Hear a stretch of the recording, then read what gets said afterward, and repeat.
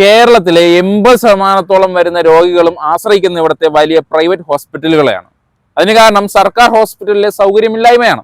എന്നാൽ ഈ ഒരു സാഹചര്യം മുതലെടുത്തുകൊണ്ട് പ്രൈവറ്റ് ഹോസ്പിറ്റലിൽ ഇവിടുത്തെ രോഗികളെ കൊള്ള ലാഭത്തിന് വേണ്ടി പിഴിയുകയും എന്തെങ്കിലും ഒരു എമർജൻസി സിറ്റുവേഷനിൽ കാശ് മുൻകൂർ അടച്ചില്ല എങ്കിൽ ചികിത്സ നിഷേധിക്കുകയും ചെയ്യുന്ന ഒരുപാട് സിറ്റുവേഷൻസ് ഉണ്ട്.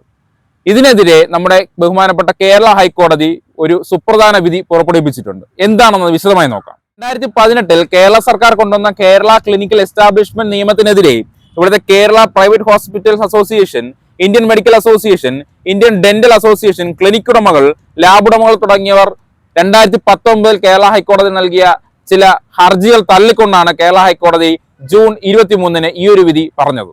സർക്കാരിന്റെ കേരള ക്ലിനിക്കൽ എസ്റ്റാബ്ലിഷ്മെന്റ് നിയമം ഭരണഘടനാപരമാണെന്നും അതുപോലെ സംസ്ഥാനത്തിന് നിയമം നിലവിൽ കൊണ്ടുവരാനുള്ള എല്ലാ അധികാരമുണ്ടെന്നും ഈ നിയമം പ്രകാരം എല്ലാ ക്ലിനിക്കുകളിലും എല്ലാ ഹോസ്പിറ്റലുകളിലും അവർ കൊടുക്കുന്ന ചികിത്സയുടെ ഫീസ്, അതുപോലെ അവരുടെ ഡോക്ടറിന്റെ ഫീസ് തുടങ്ങിയവ മലയാളത്തിലും ഇംഗ്ലീഷിലും എല്ലാവർക്കും മനസ്സിലാവുന്ന രീതിക്ക് പബ്ലിഷ് ചെയ്യണമെന്നും ഇതിൽ കൂടുതലുള്ള തുക ഈടാക്കാൻ പാടില്ലെന്നും അതുപോലെ തന്നെ അടിയന്തര ചികിത്സ നൽകേണ്ട ജീവിതാവകാശമാണെന്നും, അതായത് മുൻകൂർ തുക അടയ്ക്കാതെ ആരെങ്കിലും അടിയന്തര ചികിത്സയ്ക്ക് തേടി വരികയാണെങ്കിൽ അത് നൽകണമെന്നും അത് നിഷേധിക്കാൻ പാടില്ല എന്നും പറഞ്ഞുകൊണ്ടാണ് ഈ പറഞ്ഞ ഹർജികൾ ഹൈക്കോടതി കഴിഞ്ഞ ദിവസം തള്ളിയത്. ഈ കോടതി വിധിയോ ഈ നിയമമോ തെറ്റിക്കുന്ന ഏതെങ്കിലും ക്ലിനിക്കുകളോ ഹോസ്പിറ്റലോ നമ്മുടെ ശ്രദ്ധയിൽപ്പെട്ടാൽ നമുക്ക് ജില്ലാ മെഡിക്കൽ ഓഫീസർ മുൻപാകെയും നമ്മുടെ കൺസ്യൂമർ കോടതികൾ മുമ്പാകെയും സിവിൽ കോടതികളും മജിസ്ട്രേറ്റ് കോടതികളും മുമ്പാകെയും എന്തിന് ഹൈക്കോടതിയിൽ പോലും നമ്മുടെ കേസുകൾ മുന്നോട്ട് വയ്ക്കുകയും നമ്മുടെ അധിക പണം തിരികെ നൽകണമെന്ന് ആവശ്യപ്പെടുകയും നമുക്ക് നഷ്ടപരിഹാരത്തിന് ആവശ്യം നൽകുകയും ഇവരുടെ ലൈസൻസുകൾ റദ്ദാക്കണമെന്നും